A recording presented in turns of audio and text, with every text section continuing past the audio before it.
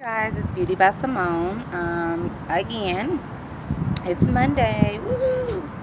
So, my topic today is about being a teenage mom and just some advice that I would give to any teenage moms out here who are struggling and kind of just don't know what to do, or just feel like your life has ended because you are either pregnant or you had a baby at a young age. Now, I got pregnant at 17, my senior year in high school.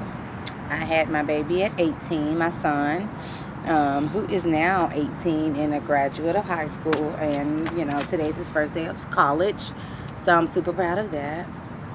But just looking back and just remember being pregnant and thinking about my life, like the rest of my life.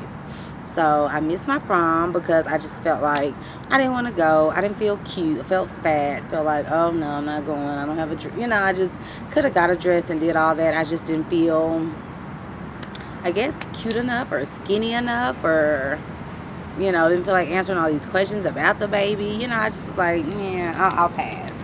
So I didn't go to prom, which is something that I do regret. I wish I would have went just to have that picture, just to say, I did go to the prom and to experience getting all dolled up and dressed up and, all of that, but I didn't. So I do suggest go to your prom, enjoy your life. Your life has not ended, okay?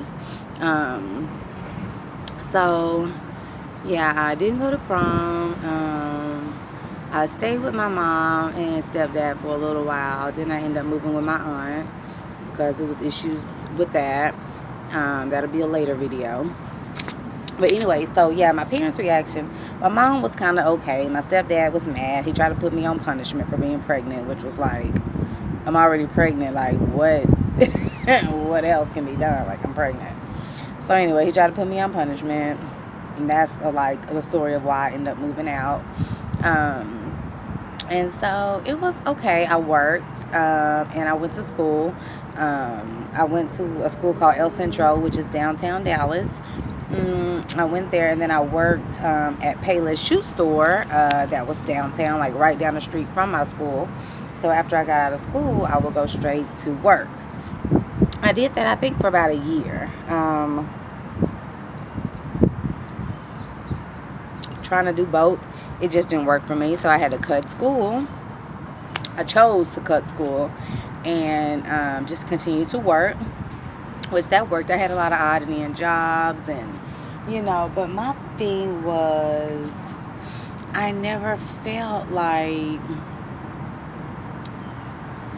really felt like my life was over, and I never felt like I couldn't do things, because my mom was very supportive. Like, if I ever wanted to go somewhere or do something and have a life outside of, my child, she did grant me that.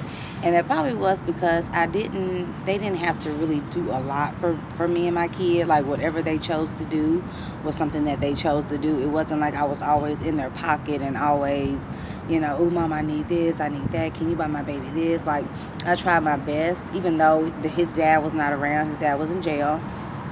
So even though his dad was not around, I still just tried to take on the bulk of everything. His family didn't help. If they did help, it was whatever they chose to do. It wasn't me calling saying, I need y'all to help me buy diapers or help me buy wipes or milk or whatever. I went to all my appointments. I got WIC, Medicaid. I got all the stuff that I needed, I think I did get help with daycare. So I took care of all my stuff. So I never really felt like I missed out on anything per se, just because I did have that support, and granted, it wasn't that I asked for it, it was just a type of support system that I had around me, and as far as, getting the benefits and the help that I needed, I had to do it. You had to go to classes. Sometimes you have to be at these appointments for hours, but, I did what I had to do. So my suggestion is just, do what you have to do. Don't look at it as a barrier. Look at it as the thing that's going to make you go harder. It's going to make you want to be more successful. It's going to make you want to be just on your shit, A baby can't paralyze you unless that's the mind frame that you go into with it, oh my God, I got this baby, I can't. You can. Sometimes, everybody don't have that support. So sometimes it is harder for others to accomplish certain things because they don't have that help. But like I said, it's all about the mind frame. So, I just look at it as a blessing. For me, it helped me kind of grow up a little bit, helped me become a little bit more mature, learn how to budget and balance. And, if it was certain things I didn't have the money for, I just couldn't do. But I was always a person that just didn't want to ask anybody for anything. I always felt like, I got it. I'm going to do it on my own. I always have been that type of person. So to ever have to need someone, and when I did let my guard down and felt like I needed someone, God brought me back to reality, baby. He made some things happen to show me, even though it hurt me and it hurt the person around me.